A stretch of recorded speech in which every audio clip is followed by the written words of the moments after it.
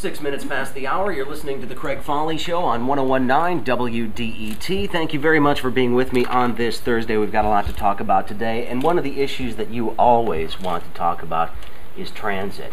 And we get lots of stories about inconsistent bus service, both with the SMART system and the DDOT system. So we thought we'd at least look at the Detroit end of the system right now, and maybe talk a little bit about how there may be a little more cooperation between the two systems in the future. But my guest is Ron Freeland, the Chief Executive Officer for the Detroit Department of Transportation.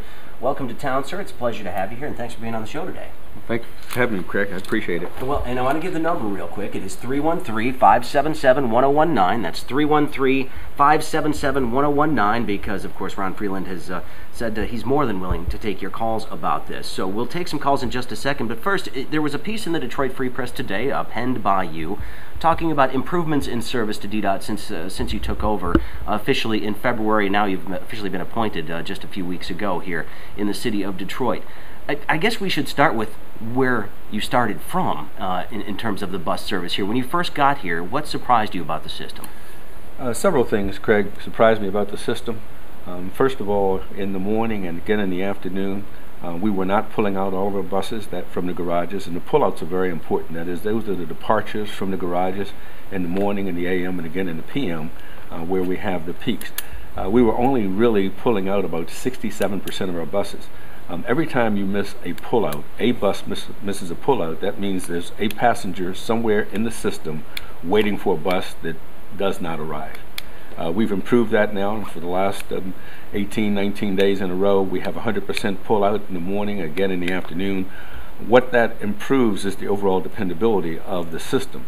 We now are able to live to our published schedules. When we first got here, we were publishing schedules, but simply not putting the buses out on the street for people to use. In addition to that, it struck me also that the system was not very reliable. That is, we were having buses actually break down on the street far too often, so we started to take a look at that, started to improve it. And the way we started to improve that is through the maintenance procedures and through maintenance practices. So we've taken a very close look at maintenance practices, maintenance procedures.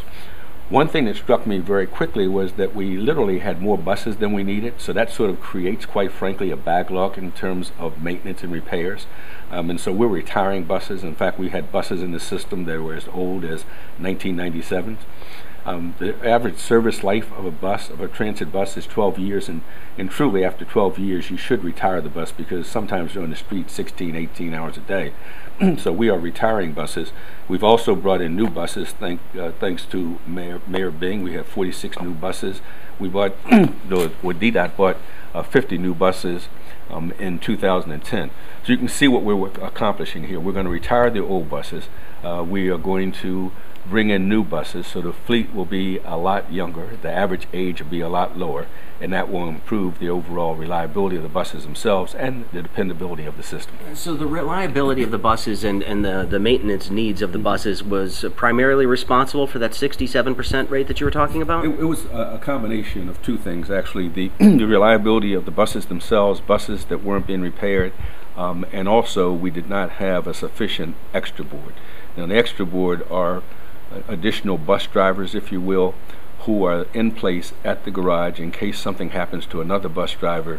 Then we have one already in place, which means you can get the bus out on time from the garage, out onto the street, into the service network. Okay. Well, I promised I'd take a lot of calls on this, and they may be about current bus service, they may be about the future, so we're not exactly sure. So Tom is in Detroit, is going to lead us off. Hi, Tom. Welcome to the Craig Fahle Show. You are on with Ron Freeland, new CEO of the City of Detroit Department of Transportation.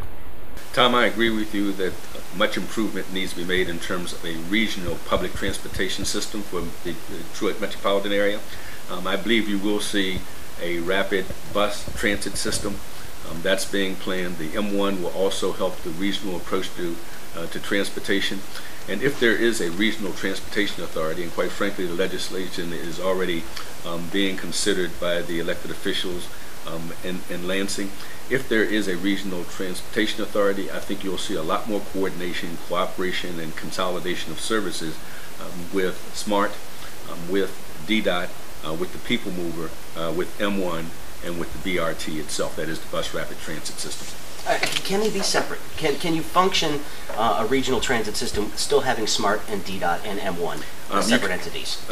Yes, Craig, you can, but a lot of cooperation is required. I mean, I come from an area where DC and Baltimore cooperate and actually operate in the same service areas, but there's constant cooperation, there's planning, and the planning is focused on passengers, that is the customers. What can we do to make the ride experience better for the customers, for the passengers?